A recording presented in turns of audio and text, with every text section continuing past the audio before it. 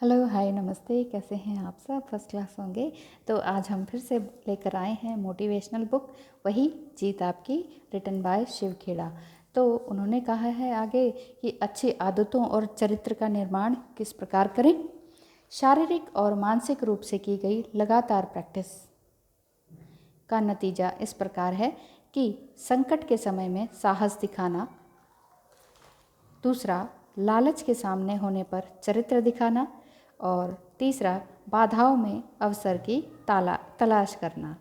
तो अच्छी आदतें और चरित्र का निर्माण इसी प्रकार टेस्ट किया जा सकता है कि अगर आप संकट में हैं तो किस तरह से साहस दिखाएं कि रण छोड़कर भाग जाएं।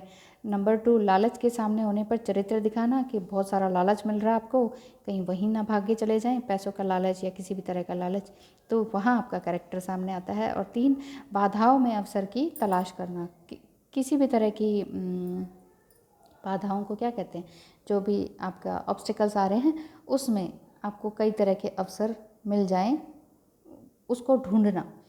तो हमारे विचार काम की तरफ ले जाते हैं, काम से आदतें बनती हैं, आदतों से चरित्र बनता है, और चरित्र से हमारा भविष्य बनता है ना बात। हमें अच्छी आदतों की प्रैक्टिस डेली करनी चाहिए, नहीं तो हमें यही लगता है कि ये तो कोई और ही कर सकता है, हम तो कर ही नहीं सकते। लेकिन आदमी जो है डेली प्रैक्टिस करे, इंसान डेली प्रैक्टिस करे तो बहुत कुछ हो सकता है। बच्चों को या स्वयं को डेली एक अच्छी आदत करने में बिजी रखें। अगर आपके घर में छोटे बच्चे हैं या आप पेरेंट हैं तो अपने छोटे बच्चों को डेली एक अच्छी आदत को डेवलप करने के लिए बोले, बिजी रखें कि चलो बेटा आज ये करते हैं। इससे सेल्फ डिसिप्लिन आता है।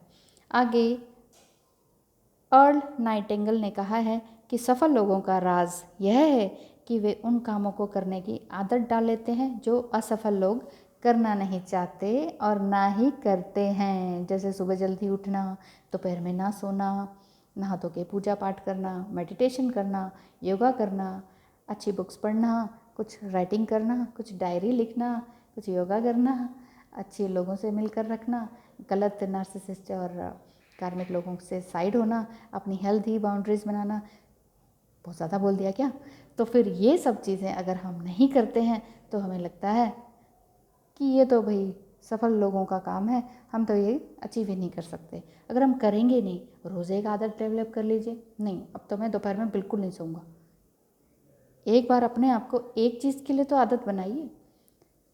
एकदम से सारा कुछ हम पढ़ लेते हैं, एकदम से सारी बुक पढ़ लेते हैं, 100 उसमें अच्छी आदतें हैं और हमने डेवलप नहीं कर रखी, तो अब हम मुसीबत में पड़ जाते हैं। क्या क्या सीखें, क्या क्या सीखें, फिर हम गिव अप कर देते हैं। छोड़ यार, पढ़ लिया, सुन लिया, देख लिया, वीडियो हो गया, चलो भाई फिर वही करते हैं। हाँ, किसकी चुगली करनी है, चलो, किसकी गॉसिप करनी है, चलो, किसको पीट कर आना है, चलो।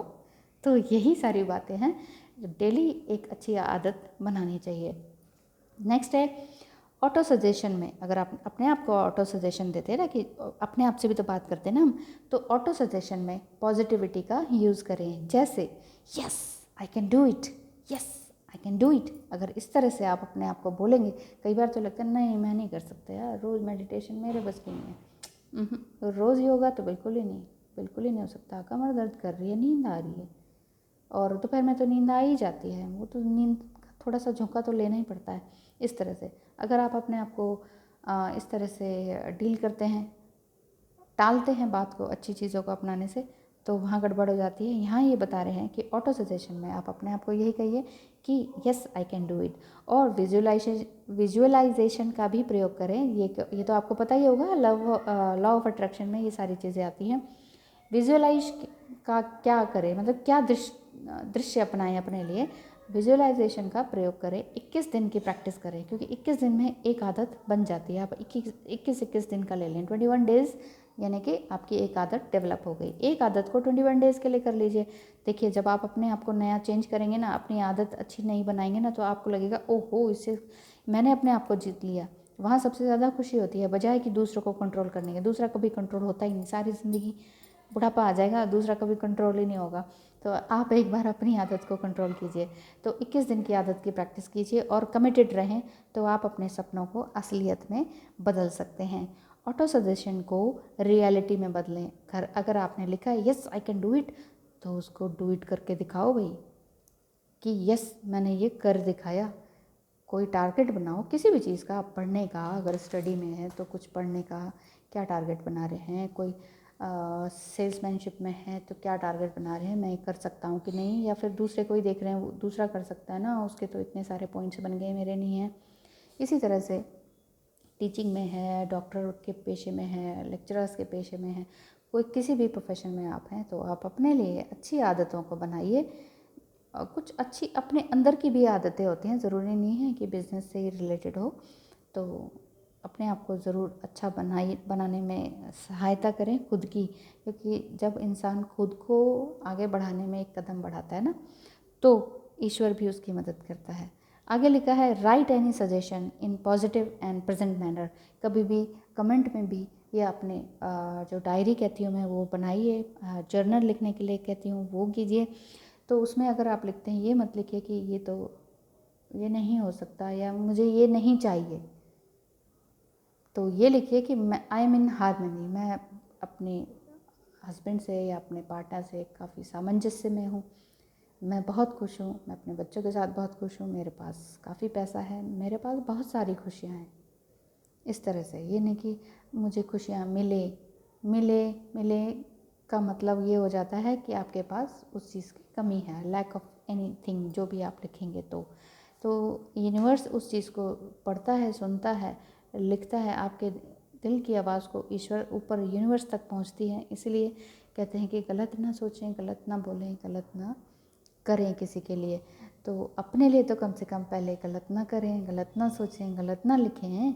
तो अगर अपने लिए आप अच्छा करेंगे तो दूसरे के लिए ऑटोमेटिकली अच्छा होगा। आगे लिखा है right any suggestion in positive and present manner, कि मैं ये कर रही हूँ, कर रहा हूँ, मैं अपने आप को सुधार रहा हूँ और मैं चेंज हो रहा हूँ। इस तरह से कुछ भी लिखिए, किस चीज़ में चेंज हो रहे हैं वो भी लिख लीजिए। मैं अपना प्यार पा रहा हूँ, कुछ भी कोई भी तरह का आपका ऑटो सजेशन है उसको आप पॉजिटिव मैनर में लिखिए और प्रेजेंट मैनर में लिखिए, just like I am this करके। इसके साथ इच्छाएं और भावनाएं भी जुड़ी होनी चाहिए। आप मतलब जब भी कुछ भी ऑटो सजेशन लिखें तो अपनी इच्छाएं और भावनाएं भी लिखें साथ में, कि मेरा ये डिज़ायर है कि इस ऐसा करके ये मिल जाएगा, मेरे बच्चे खुश रहेंगे, मेरी my beloved will be happy, और इस तरह से। और इस हैप्पी होने से क्या होगा, मुझे क्या मिलेगा, सेटिस्फेक्शन मिलेगी, या जो भी कुछ मुक्ति मिलेगी, मोक्ष मिलेगा, जो भी आप चाहते हैं, योगी बनना चाहते हैं, कुछ प्रोफेशन में पाना चाहते हैं, एंटरप्रेन्योर बनना चाहते हैं, सन्यासी बनना चाहते हैं, तो आप अपने आप को अच्छा अच्छा लिखिए, खूबसूरत लिखिए। ट्विन फ्लेम जर्नी को पार करना चाहते हैं तो ये मत लिखिए ओहो बड़ी आफत आ गई, कहाँ फंस गई, क्या हो गया, गलती से फंस गई मैं तो यहाँ पर, कहाँ की ट्विन फ्लेम जर्नी आ गई, मैं तो जस्ट गिव अप कर रही हूँ। अरे जैसा आप लिखेंगे वैसा ही आपके साथ होगा। आई ना बात समझ में? अगर आप अच्छा लिखेंगे तो आप अच्छा होगा, नहीं लिखेंगे तो नहीं होगा। आज की वीडियो देखने सुनने के लिए बहुत अच्छा। ये सागर में दिखाई दे रहा है ना, तो आप अपने दिल के सागर में, अपने शरीर के अंदर जो सागर है, जो 70% वाटर है हमारे शरीर के अंदर, उसमें डुबकी लगाइए। तो डुबकी लगाने के लिए तैयार है ना, लगाइए डुबुक। Thank you so much, bye bye.